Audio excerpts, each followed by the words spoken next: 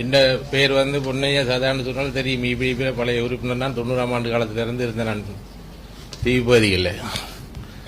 அப்போ அந்த நேரங்களில் அங்கே இருந்த டைமுகளில் சில பிரச்சனை நடந்தது. அப்போ அந்த கோட்டை அடிபாடு டைம்லையும் நாங்கள் இருந்தாங்க மண்டதீவில். அப்போ அந்த பொது இருந்த மக்களுக்கு வந்து நாங்கள் சாமான் கொடுத்தோம் வந்து கப்பலால் இறக்கி.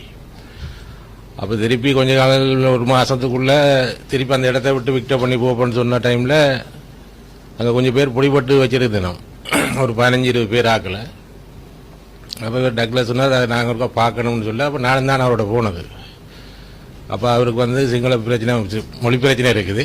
அவர் இதுக்கு வந்து நான் தான் டிரான்ஸ்லேட் பண்ணது. அப்போ இவர் விட சொன்னாரோ சுட சொன்னாரோ தெரியாது. ஒரு 2 நிமிஷம் போயில வெடிச்சத்தம் கேட்டுச்சு.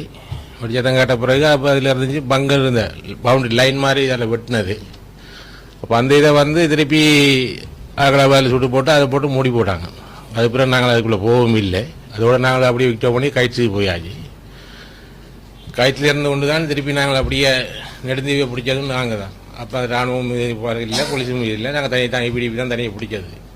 மற்றது ஒரு போட்டுக்கு பதிலாக நாங்கள் ஒரு கட்டை எடுத்து அதில் 50-100 எடுத்து போட்டு நாங்களே கீறி பக்கத்தில் புக்ஸை போட்டு 15 வருஷத்தில் புக் தெரிஞ்சு போச்சு.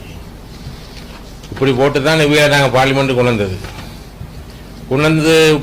காரணம் இவங்களை ஏதாச்சும் இருக்கிற பொடிகளுக்காச்சும் நன்மை செய்வாங்க தான் நாங்கள் கொண்டு வந்த மொழியை அவங்கள ஒருத்தருக்கு நன்மை செய்ய இல்லை.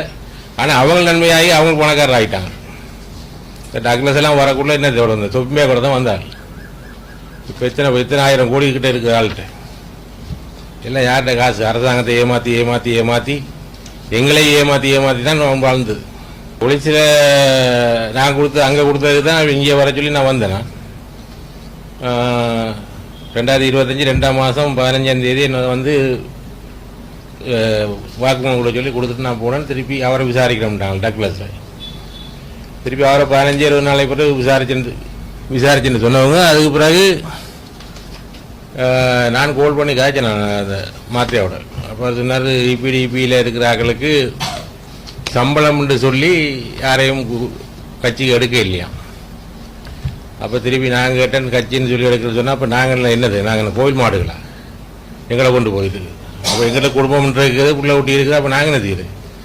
ஆனால் இவியல் அதெல்லாம் திருப்பி எல்லாம் இவியல் பிறகு பார்த்தாலும் எனக்கு ஒரு லெட்டர் அனுப்பியிருந்தேன். இந்த இதில் இருக்குது அந்த சம்பந்தமாக என்ன செய்கிறீங்கன்னு சொல்லி. நான் சொன்னால் போக வேண்டிய இடத்துக்கு செய்ய வேண்டிய வேலை செய்ய வேண்டிய இடத்துக்கு செய்யறேன்னு சொல்லி நான் காட்டியிருக்கேன்.